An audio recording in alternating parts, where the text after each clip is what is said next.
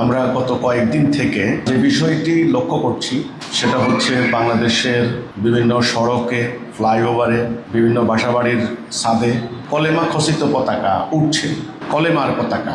তো এটা নিয়ে ব্যাপক আলোচনা চলছে।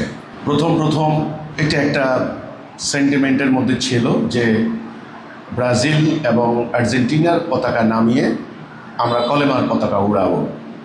এটা সাধারণ মানুষ ওইভাবেই নিয়েছে, কারণ আমাদের বাংলাদেশে বহু দল আছে, ফেরকা আছে, মত আছে, সংগঠন আছে, নানানভাবে তারা কাজ করে। কিন্তু ধীরে ধীরে বিষয়টি ঢাকা শহরের সীমানা ছাড়িয়ে বিভিন্ন জেলায় উপজেলায় মিছিল করেছে, মোটর শোভাযাত্রা নানানভাবে, এবং বিভিন্ন জায়গায় জবরদস্তি করেও পতাকা উড়ানোর ঘটনা হয়েছে। তো এটা নিয়ে এখন ব্যাপক তোড়পাড় চলছে। আজকে আমি বিবিসিতে একটা প্রতিবেদন দেখলাম। বিবিসি আশঙ্কা করছে যে এই কলেমার পতাকা উড়ানোর ঘটনায় বাংলাদেশের ইমেজ বা ভাবমূর্তি আন্তর্জাতিকভাবে ভিন্নভাবে পরিগ্রহ করবে। এতে করে ব্যবসা বাণিজ্য এবং বৈদেশিক রেমিটেন্স বা প্রবাসীদের উপরে নেতিবাচক প্রভাব পড়তে পারে। এটা আজকের আপনারা জানেন যে কয়েকদিন আগে ভারতে ইসরায়েলের রাষ্ট্রদূত বলেছিলেন যে বাংলাদেশে হামাসের উপস্থিতি রয়েছে, পাকিস্তানের কথাও বলেছেন। তো এখন অনেকেই এই আশঙ্কা করছেন যে এই কথাবার্তাগুলি এবং দীর্ঘদিন থেকে ইন্ডিয়া আন্তর্জাতিক পরিমণ্ডলে তাদের মিডিয়া, তাদের অনলাইন অ্যাক্টিভিস্ট, তাদের ইউটিউবার, নানান ধরনের তারা আন্তর্জাতিক পরিমণ্ডলে এই কথা তুলে ধরার চেষ্টা করেছে যে বাংলাদেশে ইতোমধ্যেই উগ্রবাদের উত্থান হয়েছে, মৌলবাদের, ওদের ভাষায় মৌলবাদের উত্থান হয়েছে, জঙ্গিদের আখড়ায় পরিণত হয়েছে। এখানে আল কায়দা, আইএস, আইসিস বা হামাস, এদের কার্যক্রম চরমভাবে বেড়ে চলেছে। এটা ইন্ডিয়ার মিডিয়াগুলি তো দীর্ঘদিন থেকে এটা প্রচার করেছে। তো আন্তর্জাতিক সম্প্রদায়ের কথা, ইসরায়েলের রাষ্ট্রদূতের বক্তব্য এবং ইন্ডিয়ার দাবি, এসব কিছুর সপক্ষে এখন এই কলেমার পতাকা নিয়ে আলোচনা জোরে সোরে হচ্ছে। অনেকে বলছেন যে এই কলেমার পতাকা যে ডিজাইন করা হয়েছে এটা আল কায়দার সাথে সম্পর্কিত এবং হিজবুত তাহরিরের পতাকার সঙ্গে সম্পর্কিত। এখন এই বিষয়টা নিয়ে আমাকে নানান জায়গায় প্রশ্ন করছে যে বিষয়টা নিয়ে আপনাদের অনুভূতি কি, আপনারা কি পক্ষে না বিপক্ষে, আপনারা কি, ব্যাপারটা কি? তা আসলে আমাদের সবাই কিন্তু পুরো ব্যাপারটা গুছিয়ে বলার মতো অনেকের পক্ষে সম্ভব নয়, কারণ সমগ্র ব্যাপারটা, সামগ্রিক বিষয়টা কম্প্রিহেন্সিভ কনসেপশন না থাকলে, আইডিয়া না থাকলে কিন্তু আপনি এই ব্যাপারে কথা বলতে পারবেন না। প্রথমত কলেমা তাওহীদ, এটা আমাদের একটা আবেগ অনুভূতির জায়গা। আমরা যারা মুসলমান হই, মুসলিম হই, ইমান আনি, আমরা কলেমা লা ইলাহা ইল্লাল্লাহ মুহাম্মদুর রাসূলুল্লাহ কথা বলেই কিন্তু ইমান আনি। তাহলে স্বাভাবিকভাবেই কলেমার পতাকা আমাদের পতাকা। আমাদের সৌদি আরবের পতাকার মধ্যেও লা ইলাহা ইল্লাল্লাহ মুহাম্মদুর রাসূলুল্লাহ আছে, নিচে তলোয়ার। স্বাভাবিকভাবে বিভিন্ন ধর্মীয় সংগঠন লা ইলাহা ইল্লাল্লাহ এই লাইনটা ব্যবহার করে। তো খুব সাধারণ দৃষ্টিভঙ্গি থেকে, সাধারণ কনসেপ্টে কিন্তু এটাকে নেগেটিভভাবে দেখার কিছু নাই, ইতিবাচক। এবং কলেমার পতাকা কোথাও উড়লে ওটাকে নামানোর মতো হিম্মত কোনো মুসলমানের কম থাকে যে আমি কলেমার পতাকা নামাই ফেলবো, আল্লাহ আমাকে গুনাহ দিবেন। এটা একটা ধর্মীয় সেন্টিমেন্টের ব্যাপার হয়ে দাঁড়িয়েছে। কিন্তু এখন যে পতাকা টাঙানো হচ্ছেন, যারা টাঙাচ্ছেন, তাদের উদ্দেশ্য কি, অভিপ্রায় কি, এটা মোস্ট ইম্পর্টেন্ট। এটা নিয়ে কিছু কথা বলতে হবে। দেখেন, আর্জেন্টিনার ব্রাজিল, এই প্রসঙ্গটা নিয়ে এখানে একটু কথা বলি। আমাদের তারুণ্য শক্তির সামনে কোনো আদর্শ নাই। রাষ্ট্রটা যখন গত 80 বছর থেকে পাশ্চাত্য সভ্যতার গোলামি করে চলেছে, এই রাষ্ট্রের কোনো আদর্শ আছে? নাই। 72 সালে সংবিধান প্রণীত হলো, বলা হলো মুসলমান মেজরিটি রাষ্ট্র, এটা মেজরিটি পার্সেন্ট মুসলিম, কোরআনের বিধান চলার কথা। সেখানে 72 সালের সংবিধানের টোটাল সিস্টেমটা হলো গণতন্ত্র, সমাজতন্ত্র, জাতীয়তাবাদ এবং ধর্মনিরপেক্ষতাবাদ, ইসলাম নাই কিন্তু। তো কাজেই রাষ্ট্রের মধ্যে যদি কোনো আদর্শ না থাকে ইসলামের আদর্শ, তাহলে আমরা তরুণ সমাজ তো তারুণ্য শক্তি তো বিভ্রান্ত হবেই। রাজনৈতিক দলগুলি এ পর্যন্ত যা করেছে, লুটতরাজ, অপরাজনীতি, লুণ্ঠন, স্বজনপ্রীতি, এগুলি করেছে। কাজে এখন তরুণদের সামনে কিন্তু ওইরকম কোনো আদর্শ নাই। এখন তরুণরা কেউ মাদকাসক্তে, মাদক খেয়ে বোধ হয়ে পড়ে আছে, সীমানার ওই পার থেকে মাদক ঢুকাই দিচ্ছে। তরুণদের অপরাজনীতির মধ্যে ঢুকেছে বিশাল সংখ্যক তারুণ্য শক্তি। যেই তরুণরা কলেজ বিশ্ববিদ্যালয় এক সময় অন্যায়ের বিরুদ্ধে প্রতিবাদ করতো, সেই তরুণরা এখন কন্ট্রাক্টারি করে, বাণিজ্য করে, চাঁদাবাজি করে। তো তারুণ্য শক্তি ধ্বংস করে দিয়েছে রাজনীতি। 3 নাম্বার, ধর্মের অপব্যবহার, উগ্রবাদ। এই ধর্মীয় উগ্রবাদ, ধর্মীয় সেন্টিমেন্ট খুব ইম্পর্টেন্ট তরুণদের আছে, এটা নানানভাবে তরুণদেরকে শেষ করে দিয়েছে। এখন তরুণদের সামনে কোনো আইডিওলজি নেই, কোনো আইডল নেই। এখন তরুণরা হলো এই যে বিশ্বকাপ চলছে, তারা এটা দিয়ে তারা মোজ মাস্তি, মোটামুটি ফ্যান ফলোয়ার হয়েছে ওদের, কেউ আর্জেন্টিনা, কেউ ব্রাজিল। কিন্তু মনে রাখতে হবে, বিশ্ব সভ্যতা যারা নিয়ন্ত্রণ করে, বিশ্বকাপের আয়োজক কমিটি, তাদের একটা পলিটিক্যাল পারপাস আছে। তারা শুধুমাত্র ফান ফুর্তির ব্যাপার নয় এটা। এবং নোবেল কমিটি এই যে নোবেল পুরস্কার দেয়, নোবেল প্রাইজ দেয়, শান্তিতে নোবেল, পদার্থে নোবেল, এই যে নোবেল প্রাইজ দেয়, এরও একটা পলিটিক্যাল পারপাস আছে। এটা কিন্তু বুঝতে হবে। এই যে মানবাধিকার সংস্থার নামে নানান সংস্থাকে তারা যে প্রমোট করে, বিভিন্ন এনজিওকে, এরও একটা তাদের রাজনৈতিক উদ্দেশ্য আছে, অভিসন্ধি আছে না? এটা বোঝার মতো হিম্মত, গিলু, ব্রেইন, সুদূর প্রসারী চিন্তা আমার হতভাগা দুর্ভাগা এই সাধারণ মানুষের নাই। তার কাছে ওদের ফুটবল কেবল ফুটবল নয়, এটা ওদের বিশ্ব, এই যে সাম্রাজ্যবাদী আগ্রাসন, এই যে বিশ্ব সভ্যতা তারা কন্ট্রোল করছে, সেটার একটা মাধ্যম। আমাদের তরুণরা তো এত গভীরে প্রবেশ করতে পারে না। তারা সেই রোনালদোর জাদুকরি খেলা, মেসির জাদুকরি পাসিং সিস্টেম, ওই ম্যারাডোনার জাদুকরি খেলা, এতে তারা শেষ। কিন্তু আর্জেন্টিনা কে, কারা? এই আর্জেন্টিনা 15 শতক থেকে 18 শতক পর্যন্ত স্প্যানিশদের কলোনি ছিল। ইউরোপিয়ান স্প্যানিশরা তারা দখল করেছে, শোষণ করেছে, লুণ্ঠন করেছে আর্জেন্টিনাকে।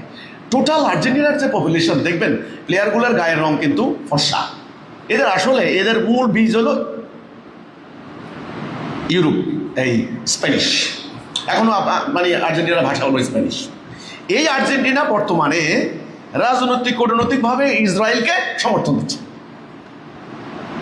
আর আমাদের ইয়াং জেনারেশন আর্জেন্টিনা করে পাগল। আর্জেন্টিনার বিরোধিতা করলে গ্রামে মানে কি বলে, কুড়াল দিয়ে কোপাইয়া বাড়িঘর ধ্বংস করে দিচ্ছে। হায় রে, আত্মবলা জাতি। এবার ব্রাজিল ছিল পর্তুগালের ওই সেম 15 শতক থেকে 1800, প্রায় 300 বছর। এই ব্রাজিলের প্লেয়ারগুলো দেখবেন কালো আফ্রিকান, ম্যাক্সিমাম লক্ষ মুসলমান সহ অন্যান্য জাতি ধর্ম আফ্রিকার তারা দাস হিসাবে তারা নিয়েছে ব্রাজিলে। তাদের এই জেনারেশন আজকের এই খেলা। তো ব্রাজিলের পররাষ্ট্রনীতি কি দেখেন, ব্রাজিল মুসলমানদের কি উপকার করেছে। আমার কথা হলো, আমি সেদিকে যাচ্ছি না, আমার বক্তব্য এখানে। আমাদের তরুণদেরকে এখন কি করবেন? এখন যারা কলেমার পতাকা উড়াচ্ছেন, এবং আমার কাছে আশ্চর্য লাগে, সোশ্যাল মিডিয়াতে, ফেসবুকে একটা নাম, ইসলামী একটা নাম, একটা পেজ খুললো, একজনের পেজ খুললো, তিনি একটা কর্মসূচি দিয়ে দিলেন যে পতাকা উড়াইতে হবে।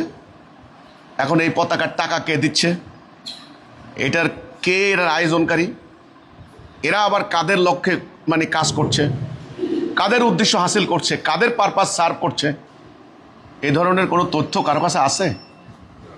লক্ষ ধর্মপ্রাণ তরুণরা তারা তাদের ওই সোশ্যাল মিডিয়া, ফেসবুকে এবার সাড়া দিচ্ছে।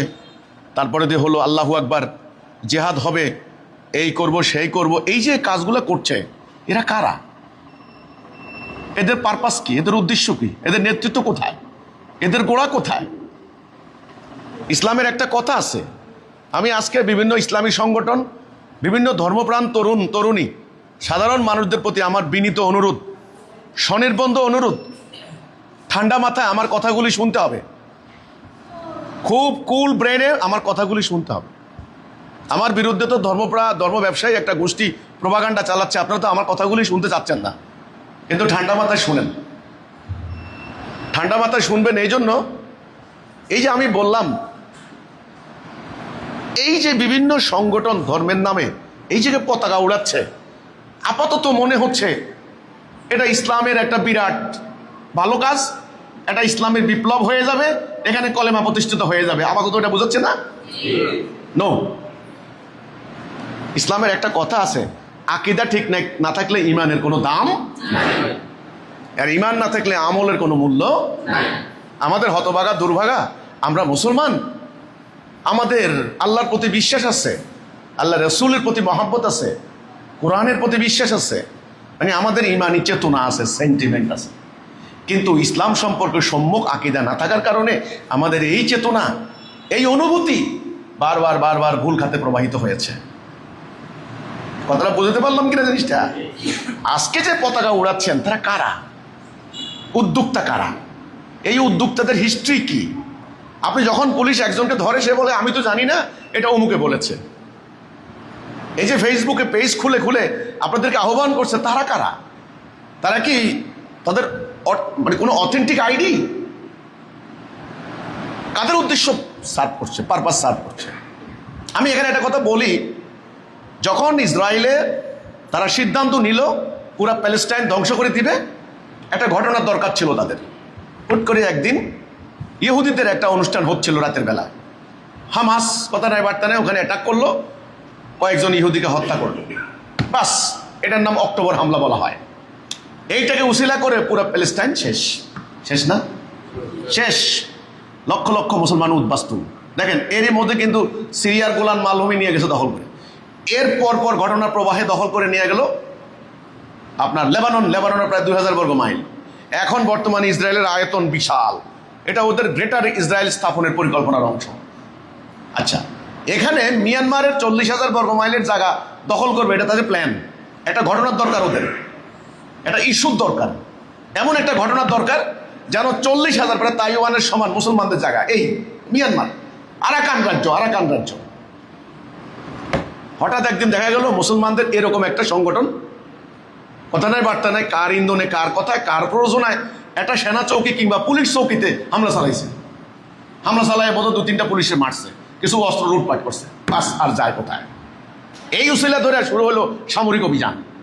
এই সারা দুনিয়ার মিডিয়া চালাইলো কি? মুসলমান সন্ত্রাসী, জঙ্গি, উগ্র, এরা অসভ্য, এরা মানুষ সমাজের অশান্তির কারণ, রাষ্ট্রের অশান্তির কারণ, এদের কারণে মানুষের স্থিতিশীলতা, প্রগতি, উন্নতি বন্ধ হবে, সুতরাং এদেরকে উৎখাত করতে হবে।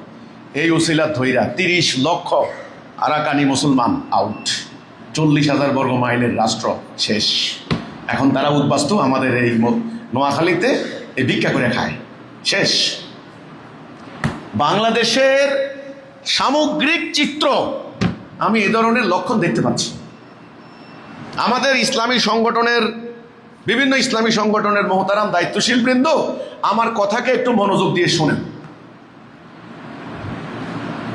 ইসলাম যদি আপনারা প্রতিষ্ঠা করতে চান, প্রথমত তাওহীদের মানে বুঝতে হবে, একটা কর্মসূচি থাকতে হবে, রাসূলের কর্মসূচি, নিজেদের কর্মসূচি না, একটা নেতৃত্ব থাকতে হবে, এবং নেতৃত্বের ব্যাপারে পুরো জাতির কনসেপ্ট থাকতে হবে পরিষ্কার। নেতাকে, নেতার উদ্দেশ্য কি, চরিত্র কেমন, নেতার বাড়ি কোথায়, ঘর কোথায়, এই সম্পর্কে থাকতে হবে ক্লিয়ার। রাসূলুল্লাহর এই ব্যাপারগুলি কি সাহাবীরা জানতেন না? রাসূলুল্লাহর ঘরে কি, বাহিরে কি, সব ক্লিয়ার ছিল না? এবং একটা কর্মসূচি, একটা চেইন অফ কমান্ড, একটা ধারাবাহিক প্রক্রিয়া। আপনারা যেই জাতি তাওহীদে বুঝে না, যেই জাতি শতাব্দীর পর শতাব্দী ব্রিটিশ সাম্রাজ্যবাদীদের বিধান মেনে চলছে, তাওহীদের মূল কনসেপ্ট তাদের মধ্যে নাই। আপনারা কি করলেন? ওই যে বিভিন্ন, আমি আল কায়েদার বা আইসিসের পতাকার অনুকরণ ইত্যাদি নাই বললাম, আপনারা একটা পতাকা ডিজাইন করে বিভিন্ন রাস্তায় উড়াই দিলেন, এতে কি হলো? এখন আন্তর্জাতিকভাবে একটা মেসেজ গেল যে আমরা কইছি না বাংলাদেশের এই উগ্রবাদের উত্থান, আমরা কইছি না, ব্যাস একটা মেসেজ দিল। এখন আপনারা এটাকে কিভাবে মোকাবেলা করবেন? এবার আসেন, মেসেজ তো দিয়ে দিলেন, আপনি ওই যে ভীমরুলের চাকে ঢিল দিয়ে দিলেন ওকে। আপনি তো জানেন ভীমরুল এখন বের হবে, আপনি 10 হাত পানির নিচে গেলেও কিন্তু আপনাকে কামড়াবে। এখন মোকাবেলা করবেন কিভাবে? আমার প্রশ্ন, এটি নিয়ে চিন্তা করছেন? আমি এখানে একটা কথা বলি, যত ইসলামী সংগঠন আছেন ঠান্ডা মাথায় বুঝেন, বাংলাদেশের ইসলামের উত্থান যেন না হয়, এই জন্যে একটা অলিখিত একটা আন্ডারস্ট্যান্ডিং হয়েছে। কাদের মধ্যে? আপনি যদি আমার কাছে দলিল চান, আমি দলিল দিতে পারবো, কিন্তু আমি পুরো ব্যাপারটা নিয়ে পরিষ্কার বলতে পারি। চীন, ইন্ডিয়া, ইসরায়েল, আমেরিকা, এদের মধ্যে একটা অলিখিত আন্ডারস্ট্যান্ডিং, যাকে বলা হয় সমঝোতা, একটা সমঝোতা হয়েছে যে বাংলাদেশে অন্তত সেকুলার দলগুলি এক দলকে পিটাবে, আরেক দল ক্ষমতা যাবে, আরেক দল বের করে দিবে, আরেক দল লন্ডন পালাবে, আরেক দল দিল্লি পালাবে, কোনো সমস্যা নেই। সেকুলার, বাম, গণতান্ত্রিক, জাতীয়তাবাদী, এই ধরনের দলগুলি, মানে তাদের ভাষায় গণতান্ত্রিক দলগুলা দেশ শাসন করবে, সরকারি দল বিরোধী দল থাকবে, কিন্তু ইসলামের কোনো উত্থান এখানে হতে দেওয়া যাবে না। কোরআনের বিধান, কোরআনের রাষ্ট্র ব্যবস্থা এখানে চলবে না। নো, এইটা চীনও একমত, ইসরায়েলও একমত, আমেরিকাও একমত, ইন্ডিয়াও একমত। এখন আমেরিকা, চীন এবং ইন্ডিয়া, এদের মধ্যে যে দ্বন্দ্ব হচ্ছে এই এলাকার মধ্যে, এটা ওদের অর্থনৈতিক, রাজনৈতিক, সামাজিক দ্বন্দ্ব, কিন্তু ইসলামের বেলায় তারা কিন্তু এক। এখন আপনারা যে এই যে কলেমার পতাকা উড়াই দিলেন, এখন আপনাদের প্রস্তুতি কি? কালকে থেকে যদি সার্জিক্যাল অপারেশন বলে না, এটা যদি উসিলা দিয়া তারা যদি বলে যে এখানে জঙ্গি আস্তান আছে, কাজে এখানে দ্রোণ হামলা করো, আপনি কি করবেন? আমার প্রশ্ন, আপনি কি? আমি কিন্তু সার্কামস্ট্যান্স যেভাবে আলোচনা হচ্ছে, আমি সেগুলি বলছি। ইদানিং আলোচনা করছে রংপুর ওদের কাছে বিক্রি করে দিতে হবে, না হলে জোর করে নিয়ে যাবে। এদিকে হচ্ছে রাঙামাটি সহ কয়েকটা জেলা ওরা খ্রিস্টান রাষ্ট্র করবে, দীর্ঘদিন থেকে প্ল্যান। ওইদিকে আরাকান আর্মি অলরেডি এদিকে ঢুকে অবস্থা। ওইদিকে মিয়ানমার, আপনার সেন্ট মার্টিনস, কক্সবাজার, ওইদিকে আমেরিকা চুক্তি করে নিয়ে গেছে, কি নিয়ে গেছে সবাই জানে। তাহলে এখন আপনারা কি করবেন? আমার প্রশ্ন এখানে। এই জন্যে আমি বলতে চাই, ধর্মপ্রাণ সাধারণ মুসলমান যারা, ঠিক আছে, ইসলাম অনর্থক অহেতুক কোনো ধর্ম বিশ্বাসের নাম নয়। ইসলাম অত্যন্ত সুদূর প্রসারী, পরিকল্পিত একটা জীবন ব্যবস্থার নাম। ইসলামের ডিসিপ্লিন মহা গুরুত্বপূর্ণ। ইসলামের ঐক্য সবার আগে স্থান দেওয়া হয়েছে। ইসলাম অবৈজ্ঞানিক, অযৌক্তিক কোনো ধর্মের নাম নয়। খামোখা সেন্টিমেন্ট দেখানোর কোনো ধর্ম নয়। রাসূলুল্লাহ, সাহাবীরা খামোখা সেন্টিমেন্ট দেখান নাই, কাজ করেছেন সুদূর প্রসারী, পরিকল্পিত ভাবে, পরিকল্পনা এবং আল্লাহ দেওয়া কর্মসূচির মোতাবেক। সর্বপ্রথম পুরো উম্মাটাকে তিনি তাওহীদের উপর ঐক্যবদ্ধ করেছেন। তারপরে তাদেরকে জান মাল দিয়ে মোমেন হওয়ার প্রেরণা দিয়েছেন। মোমেন, দুনিয়াবি কোনো স্বার্থ থাকতে পারবে না, দলীয় স্বার্থ, গোষ্ঠী স্বার্থ, এই পারপাস, ওই পারপাস, মাদ্রাসা চাকরি, ওই মসজিদের চাকরি, no no no no no, শুধুমাত্র আল্লাহর জন্য। এই মোমেন হওয়ার যখন প্রেরণা দিয়েছেন, তখন তারা মোমেন হয়েছেন, আল্লাহর সাহায্য আসছে। তখন আল্লাহ রাসূল তাদেরকে একটা সুনির্দিষ্ট কর্মসূচি দিয়েছেন, সেই 5 দফা কর্মসূচি। এই কর্মসূচিকে সামনে নিয়ে রাসূলুল্লাহ সাল্লাল্লাহু আলাইহি সাল্লাম একটার পর একটা সুসংগঠিত রূপে, পরিকল্পিতভাবে আল্লাহর জন্য আল্লাহর দ্বীন কায়েম তিনি করেছেন। প্রথমে তিনি কুরাইশদের মোকাবেলা করেছেন। কুরাইশদের মোকাবেলা করার পরে তিনি মদিনার দিকে মনোযোগ দিয়েছেন। মদিনার যারা গাদ্দার, এদেরকে দমন করার পরে তিনি আশেপাশের গোত্রগুলির বিরুদ্ধে অভিযান করেছেন। পরে ওনার ইন্তেকালের পরে ওনার জাতি পরে রোমান পারস্য সাম্রাজ্যের মুখোমুখি হয়েছে। ইতিহাস কি বলে, মাত্র 60-70 বছরের ব্যবধানে অর্ধ দুনিয়াতে দিন কায়েম হয়ে গেছে। দুইটা সুপার পাওয়ার হেরে গেছে। এই যে একটা সুনির্দিষ্ট, পরিকল্পিত একটা আল্লাহর পথে, আল্লাহর দেখানো পথে একদল মানুষ শুধু আল্লাহর জন্য রওনা দিয়েছেন, এই পরিকল্পনা কি কোনো ইসলামী দলের আছে? মোমেন বানাইছেন আগে, মোমেন বানান নাই। মোমেন না বানাইতে কলেমার পতাকা তুলে দিলেন, এখন কি করবেন? এখন তো ওরা তো কলেমার পতাকা নামাই ফেলবে। তো কলেমার এমন কি পতাকা উড়াইলেন, আপনি উড়াইলেন, পিছনে যে পুলিশ দুইজন যাইয়া পাশার মধ্যে তুই বাড়ি দিয়া কলেমার পতাকা নামাই দিল, তো কি লাভ হইলো? এই পতাকা উড়ানোর কি মানে আপনাকে বলেন তো দেখি। হ্যাঁ, আপনারা বলেন যে যুদ্ধের মাঠে পতাকা ধারণ করে আছেন সাহাবী, ডাইন হাত কেটে দিল, বাম হাতে পতাকা ধরলেন, বাম হাত কেটে দিল, কামড়ে ধরলেন, মাথা আলাদা করে দেওয়া হলো, পতাকা পড়তে দেওয়া হয় নাই, সঙ্গে সঙ্গে দৌড়ে গিয়ে আরেকজন পতাকা উড়ালেন। এই ওয়াজ আমরা সাইদি সাহেবের ওয়াজে কত শুনছি কিনা আপনারা এমন পতাকা উড়াইলেন, থানা থেকে দুজন পুলিশ যাইয়া মানে আমি সরি মানে পিছন দিয়ে দুটা বাড়ি মাইরা পতাকাটা নামা দিলেন। এই বেটা এই পতাকা লাগাইছে কেটা রে? না আমি তো জানি না, আমি জানি না হুজুরে কইছে। কোন হুজুরে কইছে? আবার হুজুরের পাত্তা নাই। এগুলা কেন ভাই? প্লিজ ভাই, ইসলামী দলগুলা আমি আপনাদেরকে বলতে চাই ভাই, যথেষ্ট হয়েছে ভাই, আর না। 8 কোটি আমরা উদ্বাস্তু, আমাদের একটার পর একটা ধ্বংস করে দেওয়া হয়েছে ভাই, আর না। এই বিক্ষিপ্ত স্পোরেডিক ডিসিশন, এই ধরনের কথা বাদ দেন। এগুলা পরবর্তীতে আমরা টার্গেটে পরিণত হব, আসলে ফলাফল জিরো, লক্ষ্যে পৌঁছতে পারবেন না। কিন্তু এই জন্য আমি এটা নিয়ে বলতে চাইবো একটা কথা, যে যারা আর্জেন্টিনার ফলোয়ার ফ্যান পাগলের মতো ভালোবাসেন, ব্রাজিলের ভালোবাসেন, আপনার ব্যাপার। আপনি কাউরে ভালোবাসা দিলে আমি কি আটকাতে পারবো?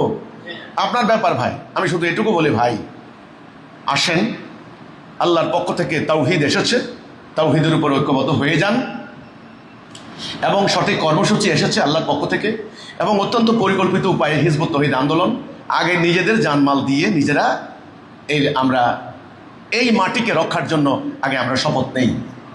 এই হচ্ছে কথাটা। তো আল্লাহ আমাদেরকে ইসলামের প্রকৃত আদর্শ ধারণ করার তৌফিক দান করুক, তাওহীদের মূল মর্ম বাণী ধারণ করার তৌফিক দান করুক। আপনাদের কাছে কোনো পরিকল্পনা নাই, কোনো প্রস্তুতি নাই, কিচ্ছু নাই, আপনার ফাট করে কলেমার পতাকা একটা উড়াই দিলেন। কলেমার পতাকা উড়ে কি হবে? আমার প্রশ্ন, যুক্তির কথা। প্রধানমন্ত্রী যখন বসেন, ওনার মাথার উপরে কলেমা আছে না? সংসদের মধ্যে যখন বসে তখন কলেমার কথা বলা হয় না? কি লাভ হয়েছে? রাষ্ট্রে কি আল্লাহর আইন চলে? তো এই ধরনের প্রদর্শনীমূলক চিন্তাভাবনা বাদ দেন। আগে পুরো জাতিটাকে তাদের ভেতরে আগে কলেমা ঢুকান, তাদের ভেতরে আগে এই কথা ঢুকান যে আল্লাহর আনুগত্য ছাড়া পাশ্চাত্য সভ্যতার আনুগত্য করা কুফর। তখন দেখবেন কেমন হয়। এই জন্যে আমি সবাইকে স্বনির্বন্ধ অনুরোধ করব, সাম্রাজ্যবাদী অস্ত্র ব্যবসায়ী, আঞ্চলিক এবং আন্তর্জাতিক পরাশক্তিধর এই রাষ্ট্রগুলির টার্গেটে যেন আমরা খামোখা পরিণত না হই। আমাদের আভ্যন্তরীণ ঐক্য, সংহতি, শৃঙ্খলা, ডেডিকেশনকে আগে তাড়াতাড়ি মজবুত করি। আমরা জানি যে আন্তর্জাতিক রাজনীতি নিয়ন্ত্রণ করার জন্য ওরা দাবার গুটি চালে। দাবার গুটি আছে না? দাবার গুটি আজকে মধ্যপ্রাচ্যকে কবরস্থান বানিয়েছে, এমনি না। দাবার গুটি ইংল্যান্ডে বসে, প্যারিসে বসে, হ্যাঁ, এরপরে হলো এই মানে ইউরোপের আমেরিকাতে বসে, এ ধরনের, ওকে, তেল আবিব, দাবার গুটি। মধ্যপ্রাচ্যে এ ধরনের বহু সংগঠন তারা তৈরি করেছে, ধর্মীয় সংগঠন, তাদের গুটি হিসেবে তারা কাজে লাগিয়েছে। তাদের একটা উসিলা দরকার, একটা উপলক্ষ দরকার, বাস তাদের পারপাস সার্ভ করেছে। অমনি তারা হুড় করে তারা ঢুকে পড়েছে। দোষ কিন্তু তাদের উপর নেয় নাই। আমি স্বনির্বন্ধ অনুরোধ করব, আমার ভয় হচ্ছে এই যে আন্তর্জাতিক চক্র, তারা বাংলাদেশেও এই ধরনের দাবার গুটি চালছে কিনা, দাবার গুটি বসাচ্ছে, কখন কাকে কোন হিসেবে ব্যবহার করছে, নাহলে হঠাৎ করে কারা কারা এই ধরনের কাজগুলি করছে, তাদের নেতৃত্ব কোথায়, তাদেরকে কে লিড দিচ্ছে, কে তাদেরকে কি কাকে লিড দিচ্ছে, মোসাদ কাকে লিড দিচ্ছে, সিআইএ কাকে লিড দিচ্ছে, তার কোনো ইয়ত্তা নেই। এই জন্য আমি বলি, আমরা যেন দাবার গুটি হিসেবে ব্যবহৃত না হই, তাহলে সর্বনাশ হয়ে যাবে এদেশের মুসলমানদের ভাগ্য, এদেশের মাটি, এদেশের ভবিষ্যৎ। এই হচ্ছে আমার কথা। এই কথাটাই তারা নানানভাবে দাবার গুটি হিসেবে ব্যবহার করার চেষ্টা করছে। আমাদের ধর্মপ্রাণ মুসলমান যারা আছে, যারা আল্লাহকে চাই, ইসলামকে চাই, আমি মনে করি তাদেরকে অত্যন্ত সতর্ক, সজাগ দৃষ্টি রাখতে হবে এবং সঠিক পদক্ষেপ নিতে হবে। এই আবেগ ভালো, ঠিক আছে, আবেগ দরকার আছে, কিন্তু অহেতুক অনর্থক আবেগ কিন্তু কল্যাণকর নয়।